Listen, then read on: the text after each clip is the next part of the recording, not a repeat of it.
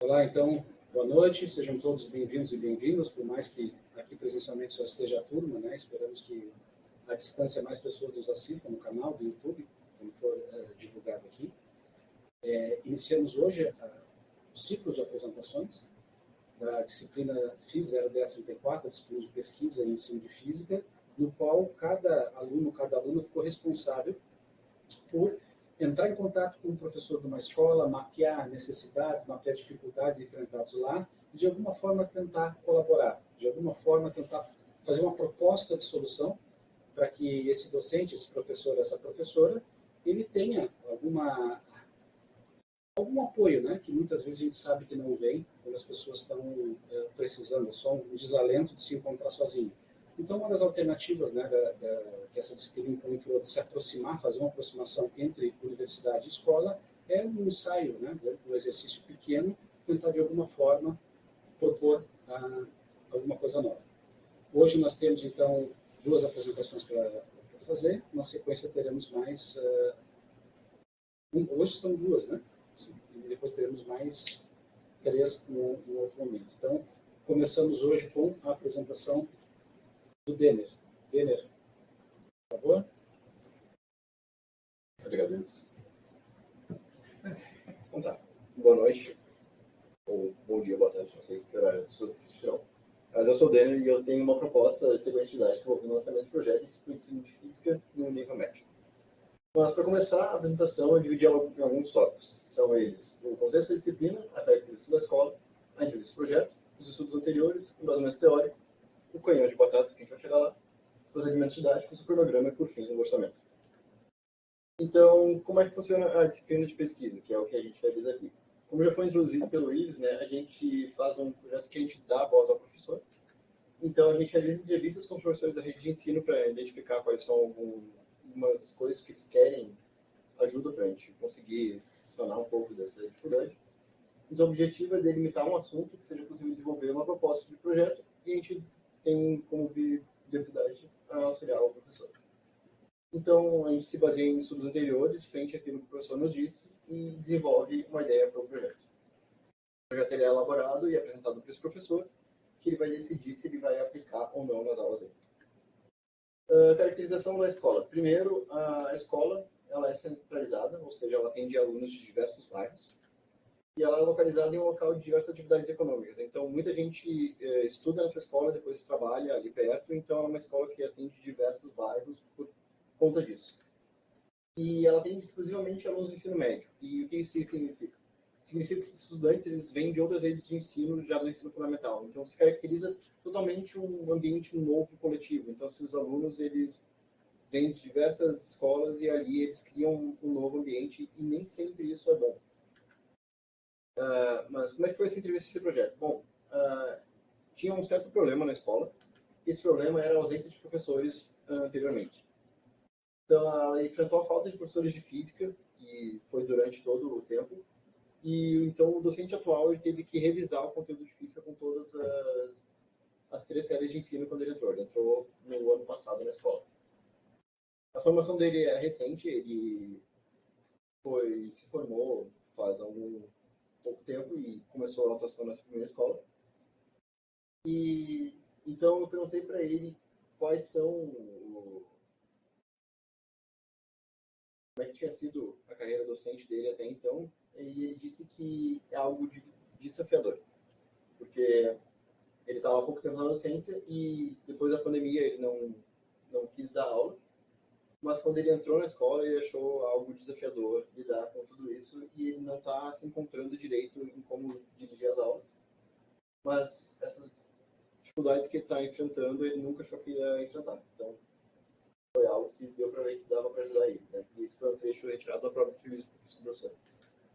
Então, qual foi a proposta do projeto? O professor ele disse que tem uma preferência por mecânica. Então, a gente tentou trabalhar um conteúdo que abordasse mecânica. E ele tinha preferência por um trabalho interativo. Então, a gente que acredita que, devido à afinidade que ele tinha, era possível desenvolver atividades mais envolventes para os estudantes que eles se engajassem mais. Então, o lançamento de projetos foi algo que a gente delimitou, e essa é uma oportunidade de um trabalho que ele dá para ser levado na prática e pode fomentar o interesse dos alunos para do assunto abordado. Então, a proposta de projeto, ela sugere a realização do projeto em conjunto com os estudantes, que era algo que o professor visava. E também, ele enfatiza a importância de que os alunos demonstrem interesse no processo de aprendizagem. Então, qual foi o projeto em si? O projeto, depois de analisar, né, que ele queria algo que fosse relacionado ao lançamento de projetos, que envolvesse os estudantes, fomentasse o engajamento, a gente desenvolveu a ideia de uma montagem de um canhão de batatas. Mas como é que eu desenvolvi essa ideia? Bom, eu me baseei em alguns estudos anteriores e eu revisei, dentre eles, 5 locais de pesquisa, como o Google Acadêmico, o Caderno Brasileiro de Ensino de Física, a Revista Brasileira de Ensino de Física e Física na Escola. São 4, desculpa. Dentre esses, eu selecionei 3, né, devido à ampla variedade de trabalhos, eu delimitei para alguns que me ajudavam a elaborar o projeto em si. Os 2 primeiros, eles me ajudaram a elaborar o projeto do canhão de batatas, e o terceiro, ele me ajudou a entender como utilizar melhor o simulador para auxiliar nesse projeto. Então, meu embasamento teórico, ele tem como um dos principais a aprendizagem significativa, em que essas informações que os estudantes têm, elas têm que ser potencialmente significativas, e ele tem que ancorar esses novos conceitos em conceitos anteriores, conceitos previamente conhecidos, que são chamados de subfunções. Então, o estudante deve demonstrar uma predisposição para aprender, e isso possibilita a conexão desse novo conhecimento adquirido com o conhecimento já que ele tinha anteriormente, e isso evita o que o Ausubel chama de aprendizagem mecânica. A aprendizagem mecânica é só aquela de repetição, mas uma aprendizagem significativa é aquela que eles conseguem se basear naquilo que eles têm de subsensores e eles se ancoram nesse conhecimento para obter um conhecimento novo. Eu utilizei também o prever, observar e explicar, que como prever, ele tem como conceito de antecipar o que vai acontecer durante a realização de um projeto. Então, eles vão ser incentivados a utilizar esse conhecimento anterior, então é uma atividade que se casa muito bem com a atividade significativa. Na observação, eles têm que entender o que está acontecendo e então eles vão assimilar tudo isso para, por fim, poder explicar. Então, baseados nesses conhecimentos prévios que eles tinham, nessa nova observação, eles vão confrontar esses 2 tipos de conhecimento e tentar buscar uma explicação de acordo com os argumentos lógicos e teóricos que eles tinham observado e aprendido com a aprendizagem significativa. Então, como é que é o canhão de batatas em si? Bom, os materiais necessários para a construção são canos de PVC, adaptadores, tampas, luva, redutores, registro, bico de válvula, fora de cano. São materiais bem simples que são encontrados em diversos materiais de construção. E como é que funciona a ideia? Bom, esse bico de válvula, que é aqueles ventis de câmara, ele é acoplado numa tampa roscável, e essa tampa ela é colocada no adaptador, ou seja, ela é literalmente rosqueada nesse adaptador, e depois ele é encaixado com um cano de 50 centímetros, de 50 milímetros. Então, ele é utilizado uma luva para ele ser acoplado no redutor, e esse redutor diminui de 50 milímetros para 25 milímetros, e aqui fica toda a extensão do cano, que vai ter um registro. Então, com uma bomba de ar, é bombeado nesse bico de válvula, aqui ele armazena o ar, que vai ser com esse registro fechado, a batata é acoplada na ponta do cano, e quando é liberado o registro, é assim que o lançamento ocorre. Então, os procedimentos didáticos. Além do canhão de batatas, tem as simulações computacionais, como eu tinha comentado que eu observei no trabalho anterior. Então, nas simulações tem o FET, que essa simulação dele é justamente o lançamento de projéteis, em que pode se mudar tanto o ângulo de lançamento, a velocidade inicial, pode colocar se quer a resistência do ar ou não, qual que vai ser a gravidade, se vai ser na Terra, se vai ser outros planetas. Então, é uma ampla variedade de diversidades que o professor pode explorar com os estudantes, além do experimento em si, para que eles compreendam melhor o assunto. Então, a ideia disso, eu trouxe aqui um exemplo de como é que isso poderia ser aplicado. Então, com uma problematização inicial, a gente pode imaginar que o objetivo da atividade é atingir um alvo. Esse alvo vai estar a uma distância pré-determinada, então o canhão vai ser mantido estável e vão variar algumas coisas conforme a quantidade de ar que eles bombeiam, o ângulo de lançamento, enfim. Então, o professor questiona os alunos o que é necessário para a gente atingir o alvo com sucesso. E alguns exemplos de questões do POE que estão presentes na parte de prever, fazer uma previsão da trajetória de que a batata percorrerá. Né? Se ela vai mudar se a gente testar com alguns ângulos de lançamento diferentes, na hora de observar se essa variação da distância em termos de alguns componentes, sendo elas a velocidade inicial ou a massa da batata, se isso altera a distância percorrida conforme a gente altera esses critérios. E por fim, para explicar os fatores críticos, ou seja, o que eles identificaram que foi algo como crítico para que fosse possível atingir o alvo. Além dessa problematização inicial que eu estou apresentando aqui, tem alguns outros exemplos que vocês podem utilizar no projeto, mas aqui é só para poder delimitar algo mais concreto. E qual é o cronograma de implementação dessa atividade? Na primeira aula, tem a realização dos experimentos com o canhão e a implementação das questões do POE, além da problematização inicial. São previstos 4 encontros de 2 horas aula cada. Isso totaliza ali 1 mês, ou dependendo do ano, pode ser 2 meses. Mas a primeira aula com essas 2 horas aula são esse conteúdo. Na segunda aula, a ideia é utilizar as simulações computacionais e podem ser utilizados os dados obtidos pelos estudantes, então eles podem comparar com a simulação e a vida real. No terceiro, eles fazem a formalização matemática desses conteúdos em sala de aula por parte do professor. E no quarto encontro é a aplicação de uns trabalhos ou testes que envolvam, podem ser questões conceituais ou construções de gráficos, tabelas, de novo com os dados que os próprios estudantes recolheram. Então, esse trabalho é para ser realizado em sala de aula e entregue no mesmo dia. Mas, aprofundando melhor, o que é de ser realizado na primeira aula? Então, deve-se levar os estudantes para o pátio ou para a quadra para realizar os experimentos com o canhão de batata. E, para dar início a essas práticas, é importante que se utilize as formatações iniciais. E, nesse momento, também é possível realizar o mapeamento dos subsensores dos estudantes, dos conhecimentos e prévios que eles apresentam quando eles vão realizar a atividade. E as estratégias de ensino e recursos necessários para a aplicação são o prever, observar e explicar, a aprendizagem significativa no mapeamento dos subsensores, o canhão de batatas, que é necessário para realizar os experimentos, tem que ter um espaço amplo para a prática, ou seja, o pátio da escola ou a quadra é ideal, e se não tiver uma quadra fechada, tem que ser realizado em um dia que não tenha chuva. Se houver um dia de chuva, a simulação pode ser antecipada ao experimento, mas dá para mexer um pouco no programa sem que afete o andamento.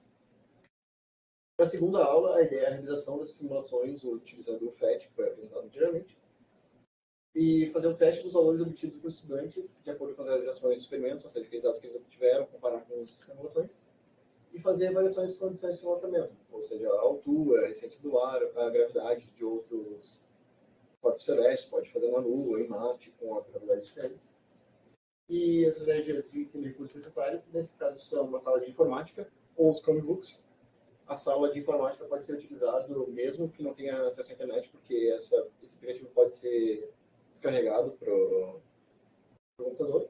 Ou então, atualmente, os alunos têm os Chromebooks que eles podem utilizar em sala de aula, então desde que tenha uma conexão, todos eles podem ser realizados mesmo que não tenha sala de informática. E também um projetor, para o professor conseguir demonstrar com os estudantes como é que se realizam as simulações. Na terceira aula, então, é a formalização matemática e a apresentação das fórmulas dos cálculos para os alunos. E também eles vão fazer as ancoragens dos subsensores já mapeados pelos professores na primeira e segunda aula. Então, as estratégias de ensino e recursos são a aprendizagem significativa com a partir dos subsensores e também os materiais de uso comum, ou seja, quadro, canetas e etc. E, por fim, a última aula é a aplicação do teste ou questionário, que pode conter aquelas questões conceituais ou questões matemáticas. E também esses trabalhos devem ser entregues no mesmo dia da realização. Então, as estratégias de recursos são a aprendizagem significativa, que os estudantes já obtiveram para ancorar seus conhecimentos. Os testes dos questionários, que as questões abordadas elas vão ser diferentes para cada professor e para cada turma, porque cada professor vai entender o que foi mapeado e vai mudar as questões também, se ele quiser colocar mais conceitual ou mais matemática, é livre para o professor. Então, por fim, o orçamento, que é necessário para realizar esse projeto. A maioria dos custos aqui está em custo por metro, porque não consegue achar pedaços menores de cano para comprar. E, então, a maioria dos lugares, se não venderem por metro, vocês podem conseguir de graça, porque as madeireiras geralmente disponibilizam materiais porque são tidos como sobras. E também podem ter na própria escola materiais que sobram e tudo mais. Então, Então, talvez esse valor não condiza com o que realmente vai ser gasto para a realização do projeto. Fora isso, se não for necessário conseguir nenhum material de sobra, todos esses valores aqui, eles são relacionados a metros, ou seja, dá para construir mais ou menos uns 3 canhões com o valor que está descrito aqui, porque os bicos eles são vendidos em kits, os canos, como eu comentei, são em metros. Então, por menos de R$200 é possível construir um projeto que dá para utilizar com estudantes e caso um tenha problema, dá para construir mais outros dois com facilidade. E é isso.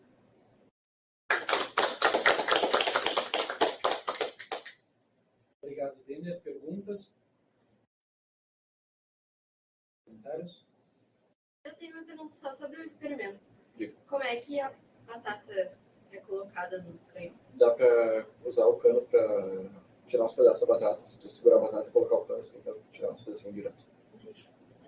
Conforme tu coloca mais cano, é um pedaço maior ou menor. Mostra lá na figura.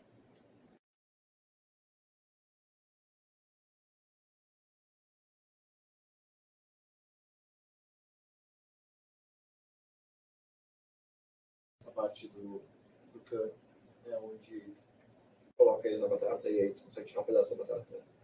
Conforme mais colocar, maior.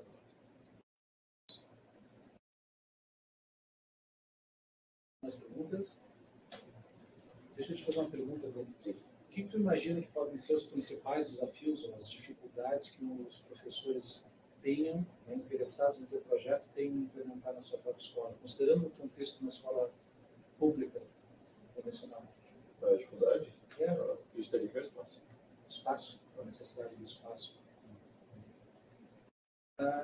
Em termos das atividades em si, tu tem o lançamento da batata, em que tu mostra que outras variações, ou que outras coisas eles poderiam talvez acrescentar ou colocar junto para complementar essa atividade. Tu tem alguma ideia?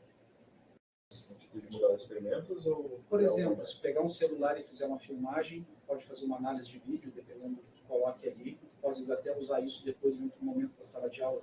Tu vislumbra mais alguma possibilidade como essa? Sim, tem aplicativos que dá para fazer mapeamento da trajetória percorrida, eles podem fazer análises com isso.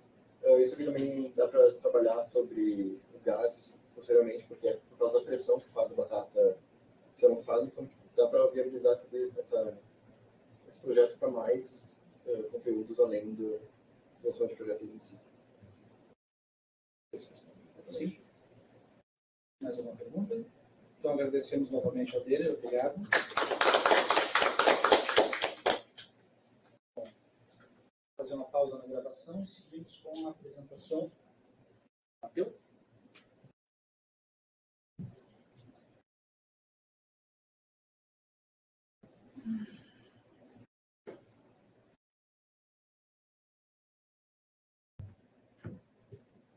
E voltamos então. Agora, dando sequência à série de apresentações, temos a apresentação do Mateus. Mateus? Não, por favor, Mateus. Já acrescentei um S desnecessário, por favor.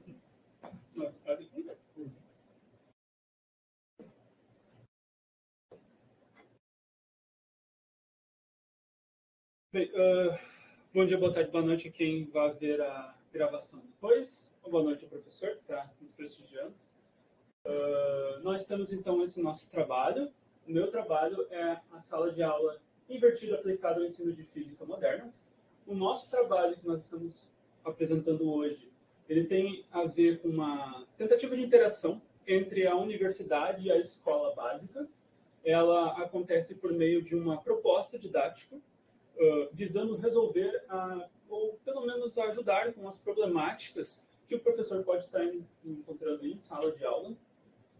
E ela parte do princípio que a gente faz uma entrevista com esse docente. E a gente tenta encontrar essas problemáticas dele, tenta entender como que a gente pode ajudar ele, e com base nisso elaborar então dessa proposta didática. Falando sobre a entrevista com o professor, ele leciona em 2 escolas. Eu resolvi focar o trabalho em uma das escolas. É uma escola de direito privado. E ela possui, é uma escola pública de direito privado, e ela possui uma boa estrutura, possui laboratórios, e ela tem digamos assim, o privilégio de ter monitores dedicados a cada uma da maioria, pelo menos das suas disciplinas, incluindo, nesse caso, matemática e física, que auxilia bastante no aprendizado dos alunos. O professor, ele traz que ele possui algumas problemáticas justamente por ter alunos com um perfil advindo da pandemia. E, por conta disso, ele trabalha com seminários, envolvendo a pesquisa em algumas aulas, né? E essa pesquisa que é desenvolvida pelos alunos acontece em uma aula que possui, na sua totalidade, 3 períodos semanais. O professor, então, ele requisita novas simulações computacionais sobre física moderna e eletromagnetismo, justamente para auxiliar nesse processo, nesse método de ensino dele que envolve os seminários. E as problemáticas que ele traz são problemas de pré-requisitos dos alunos. Esses alunos entram nessa escola que, por mais que tenham uma prova de seleção, esses alunos acabam entrando lá, apresentando grandes problemas de matemática, de interpretação de texto, que também é outra problemática que ele traz. E esses alunos, tendo vindo da pandemia, eles também possuem essa falta de hábitos de estudo que ele traz. Então, muitas das vezes ele pergunta para o aluno como que tu faz para estudar para tal prova, como que tu fez para estudar para a nossa prova, e ele fala, não sei, nunca estudei, não sei como fazer para isso. E ele traz ainda que, olha, se nós resolvemos isso aí, eu vou te dizer que nenhum professor vai ter nenhum problema, nas palavras dele. Bom, basicamente, o que eu trago, então, é que a gente vai primeiro dar uma olhada na metodologia que o professor traz. Ele traz, então, uma pesquisa em 2 etapas, uma etapa realizada pelos alunos, uma etapa com livros e uma etapa a partir de material online. Esses alunos, que vão ser separados em grupos, eles produzem um material multimídia, que eles divulgam para os colegas deles, um material escrito, que eles precisam entregar, e eles realizam, então, esse seminário, que é uma apresentação oral para os alunos. Ao final de todos os seminários, o que o professor faz é uma revisão com exercícios conceituais, mas principalmente de cálculo, para poder ter uma ideia e poder estabelecer bem aquele conteúdo que ele está trabalhando. A minha proposta, então, é trazer algumas modificações para a metodologia do professor. Por orientação, nós resolvemos trabalhar mais com as problemáticas em si que o professor estava trazendo. Claro, com a ideia de trazer um pouco de simulações ali. O próprio aluno pode vou chegar lá nessa parte, trazer uma simulação como um material multimídia que ele vai divulgar para os alunos ou utilizar durante a apresentação do seu seminário. Então, eu mantenho basicamente essa mesma estrutura de uma pesquisa em 2 etapas, uma parte online, uma com livros, que o professor traz os livros, como ele já faz durante a aula dele, mas que ele também traga uma orientação de como pesquisar na internet, de em quais sites são mais confiáveis do que outros, como pesquisar. Esse material multimídia que os alunos divulgam, então, eu trago um exemplo aqui de um material que eles podem trazer durante a aula deles. É uma simulação sobre radiação, infelizmente pela apresentação em slides não é interativa, não aparece, não consegui deixar ela rodando. Ela é uma simulação num outro site, ele me pediu para conseguir algum outro site além do FET, que ele já está acostumado a trabalhar, eu trouxe do VASP. Não vou nem lembrar de qual país ele é. Mas enfim. E com a elaboração do material escrito que os alunos já faziam anteriormente, eles também devem formular questões que os colegas deles devem responder de maneira online. Uma das propostas, por exemplo, uma das possibilidades é resolver por meio de formulários do Google, por exemplo. Ou por um ambiente online, como o Moodle, etc.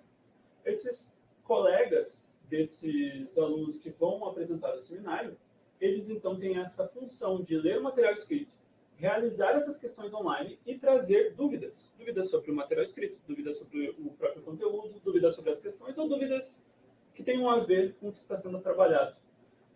Para, justamente, após a apresentação oral, que eu também mantenho no formato de seminário, aconteça uma discussão entre os apresentadores do seminário, entre o próprio professor e entre os outros colegas. Essa discussão acontece, então, com uma resolução de dúvidas mediante esse próprio desenvolvimento de atividades assíncronas.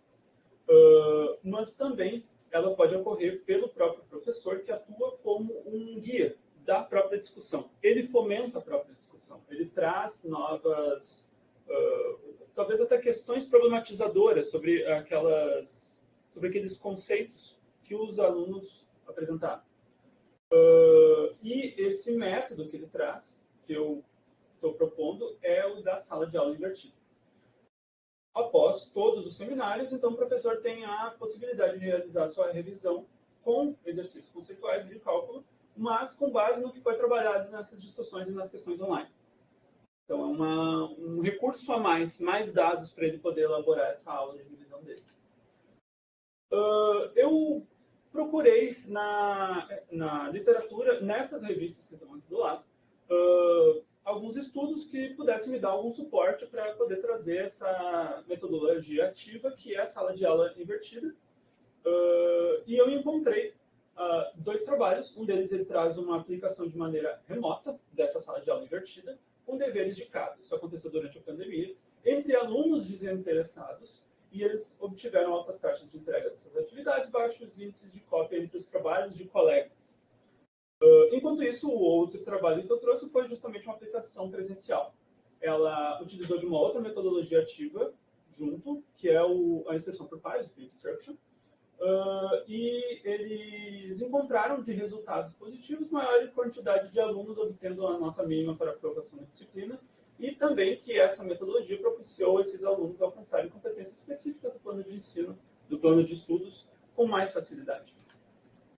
Então, eu trago que essa sala de aula invertida possa ser também mediada junto dessa teoria da aprendizagem significativa de Ausubel. O processo, então, que o Ausubel traz, em que uma nova informação se relaciona e interage de forma não arbitrária e substantiva com a estrutura cognitiva do aluno, e um dos conceitos-chave disso tudo é o conceito de subsunsores. O Ausubel, ele traz esse conceito como os conhecimentos que já se fazem presentes na estrutura cognitiva do aluno e que essa informação o professor pode coletar da turma através de sua percepção e interação, e que esses conhecimentos, eles podem ser fixados através da aula na estrutura cognitiva do aluno, essa informação não arbitrária, basicamente, se relacionando com os subsunsores. E substantivo, no caso, em que se aprende a ideia do conhecimento. Para que a aprendizagem significativa aconteça, então, esse material utilizado pelo professor em sala de aula deve ser potencialmente significativo para o indivíduo, interagindo com os conceitos trabalhados com os subsunsores. Enquanto isso, a sala de aula invertida ela traz 4 pilares: um ambiente flexível. Então, ela traz a criação de ambientes flexíveis, no caso de aprendizado. Essa flexibilização ela acontece tanto da sequência de aprendizagem, mas também da avaliação do aluno. Ela traz um outro pilar, que é a cultura de aprendizagem. A responsabilidade da instrução ela é centrada no aluno, no estudante. Ele assume o papel de protagonista do próprio aprendizado. E depois, o conteúdo dirigido, o professor pensa em como utilizar o modelo invertido, tentando auxiliar esses estudantes na compreensão conceitual. Ele determina o que é necessário aprender e quais materiais eles devem acessar por conta própria. E o professor, ele trabalha como um educador profissional. Ele possui um outro papel. Ele guia o aluno durante o processo de aprendizagem, sendo continuamente demandado durante essas discussões em pares, dando esse retorno imediato sobre o que está sendo discutido em aula, mas também ele também propicia esse método, a avaliação enquanto essas discussões acontecem. O professor, então, ele trabalha aceitando críticas, mas ele intervém quando necessário. Ele tolera o caos controlado na sala de aula, mas ele tem um papel ativo nessa interatividade na mentoria dos alunos. Justamente para essas discussões não irem para qualquer lado e ficarem dentro do assunto que é o da aula. Então, eu trago um cronograma proposto. Na primeira aula, o professor explica, então, a dinâmica para os alunos. Ele separa os alunos em grupos. Aqui é necessário informar que por conta de ter essa etapa de discussão em pares, discussão durante a turma inteira, na verdade, né? Que são dispostas entre iguais, em pares. Né? Essa divisão em grupos teria que ser de uma quantidade muito menor de grupos do que é atualmente no processo do professor. São distribuídos esses assuntos, provavelmente menos assuntos por conta das discussões, e esses assuntos são delimitados e dúvidas são respondidas. São estabelecidos os escopos dos assuntos para cada um dos grupos e tudo mais. Na segunda aula, o professor então acompanha e orienta esses grupos, é retirada novas dúvidas que possam existir sobre essa elaboração do processo e já pode se adiantar a pesquisa com livros para os grupos que estão mais adiantados. Na terceira aula, então, tem essa pesquisa bibliográfica com livros. O professor ele acompanha e orienta os grupos. Há uma etapa de resolução de dúvidas aí, também pré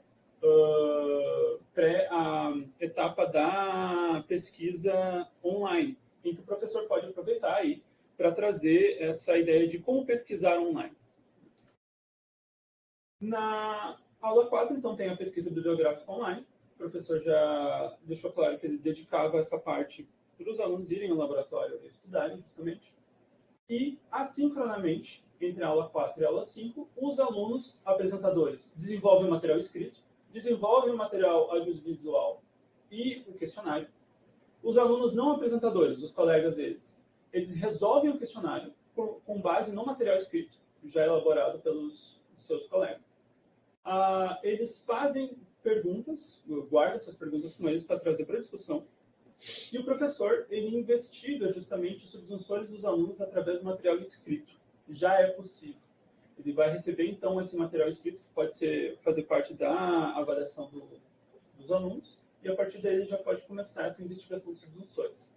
Na aula 5, a apresentação do seminário, a discussão em grupo, logo após. O professor investiga esses subsensores dos alunos durante as discussões, ele orienta e ele media esse diálogo.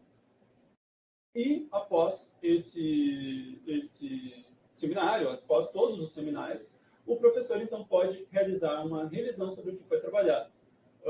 Pode trazer resolução de exercício, pode trazer tanto exercício de cálculo quanto conceitual, ele pode trazer justamente uma aula que ela tente, com o objetivo de ter a aprendizagem significativa dos alunos, ele traz todas as abordagens dos subsensores que ele conseguiu investigar desses alunos durante toda essa etapa de tempo aí, né? A gente está falando aqui de 5 aulas e depois aulas finais. Mas a gente pode ter, depois da 5ª aula, outros seminários. Né? Então, essas últimas aulas podem ser depois de um seminário, depois de todos os seminários, isso fica bem a critério do próprio professor. As avaliações então, que o professor pode trazer são justamente do material escrito, do material multimídia, do seminário em si, do que foi trabalhado pelos alunos, mas também durante as discussões ele pode trabalhar justamente a argumentação dos alunos, a maneira com que eles conseguem tirar suas dúvidas. Ele pode avaliar se o aluno tirou dúvidas de questões que ele errou no questionário, se tinham ficado dúvidas ou não, e trabalhar problemas que ele pode ter tido de aprendizagem dessa forma. Basicamente isso. Tenho só a agradecer a vocês. Obrigado. Passamos então para as perguntas. Perguntas para o Matheus. Vamos começar com quem está assistindo aí. Professor Oculto, tem alguma pergunta para o Matheus, algum comentário? Eu achei a apresentação muito bem estruturada, assim, a condução da fala do Matheus foi muito boa, assim, pensando na divisão dos períodos que ele vai fazer, pensando na questão da contextualização do que ele vai fazer com cada uma das etapas, com o recurso que ele tem para fazer. Então, eu acho que ele ficou muito feliz, assim, na fala dele, né? Eu não tenho perguntas, assim, pro Matheus, mas eu fico feliz de ver, assim, o trabalho representado dessa forma. Então, gostaria de agradecer por essa oportunidade também. Obrigado. Os comentários?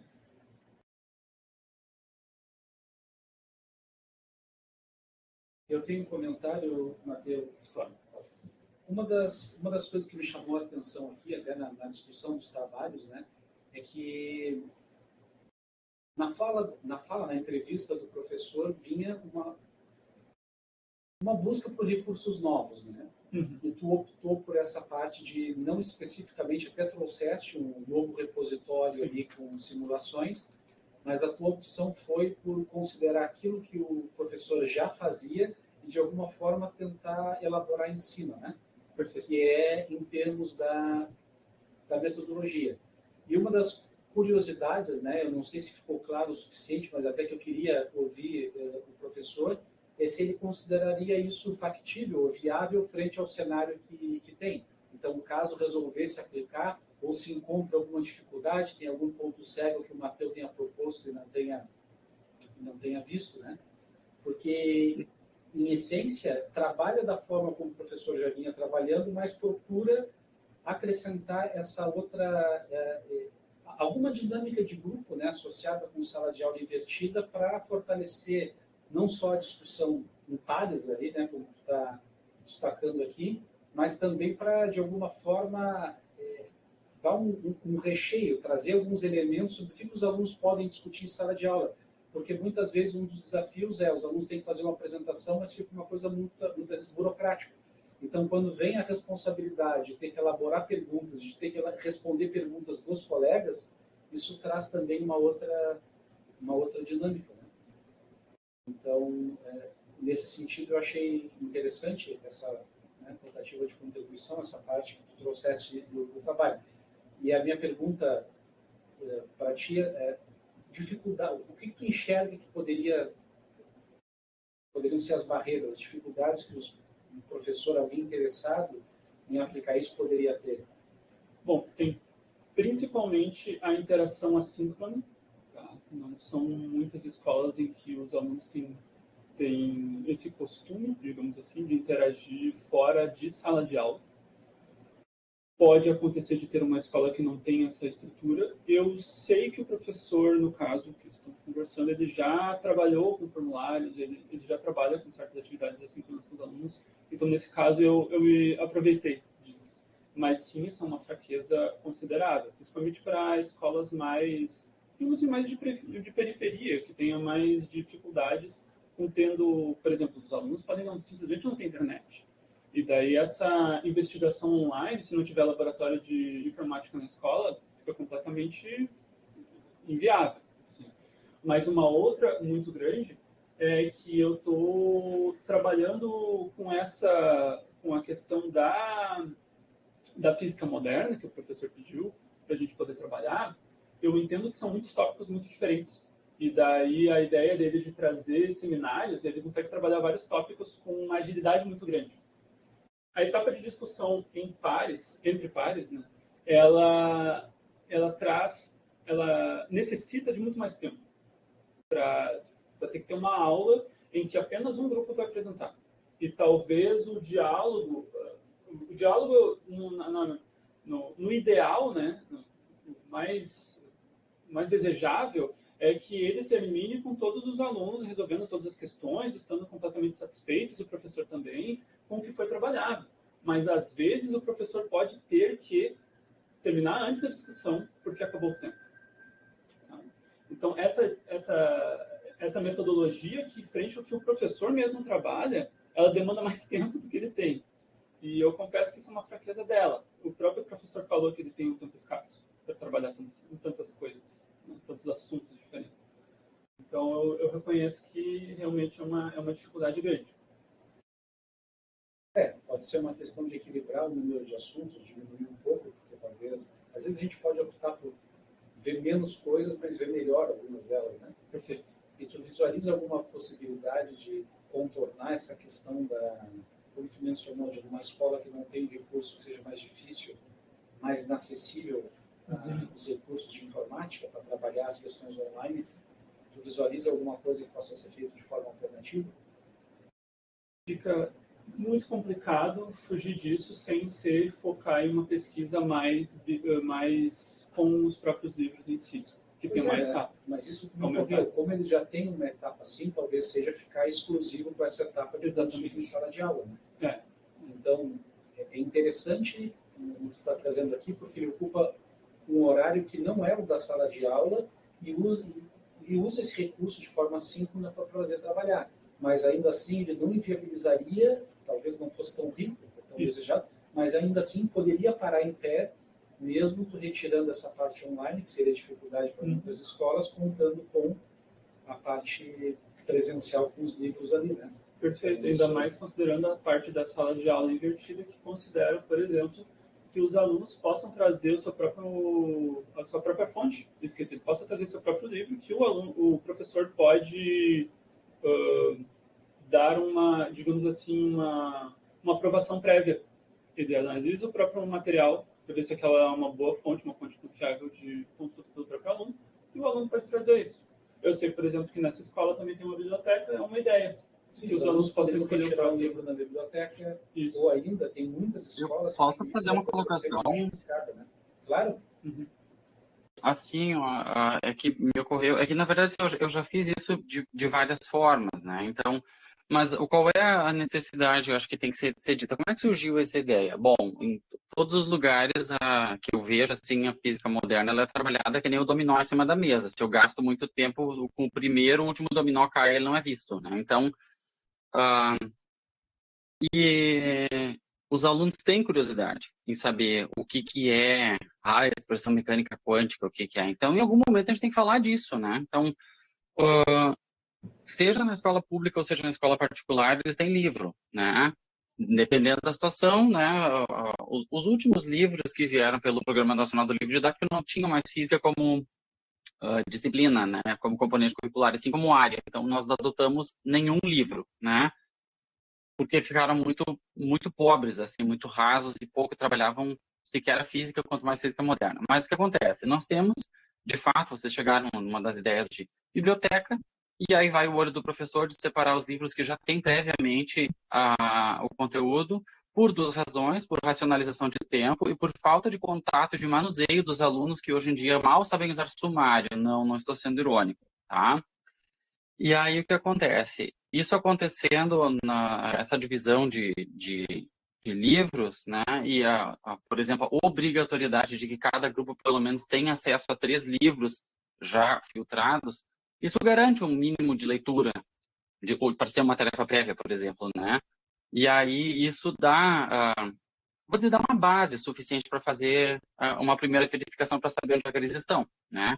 Então, isso eles fariam fora do horário, tendo esses livros, e aí, hoje em dia, eles podem não ter internet, mas eles têm fotografia no celular. Então, isso eles também podem fazer. É um recurso custo zero, né? Outra coisa com custo zero, e que eu fiz, tá? Foi pensar o seguinte, eu precisava trabalhar questões sobre relatividade restrita. Eu inventei algumas questões e fui no Excel, fui mudando os valores, entende? Cada dupla recebeu uma questão para fazer, e todos foram para o quadro. Então, é um recurso bem barato, eu dividi o quadro em 6 partes, eu tinha 6 duplas trabalhando. Em vez do tempo de eu ter que corrigir uma, eu tinha 6 duplas trabalhando, né? Isso dá para ser feito, né? Então, para otimizar o tempo, para otimizar recurso, e também porque, mesmo que seja física moderna, é importante que a gente enxergue a estrutura do cálculo, como é que ele entendeu, de onde vieram as informações, etc. Tá? Então, eu acho que são formas baratas e mesmo que sejam a custo zero, né, são muito funcionais em alguns aspectos. É isso. Obrigado. Eu que agradeço. Obrigado. Mais alguma pergunta, um comentário?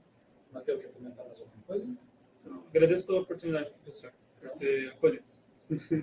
Nós agradecemos mais uma vez. Obrigado. Encerramos por hoje. Daremos continuidade, então, na próxima quarta-feira.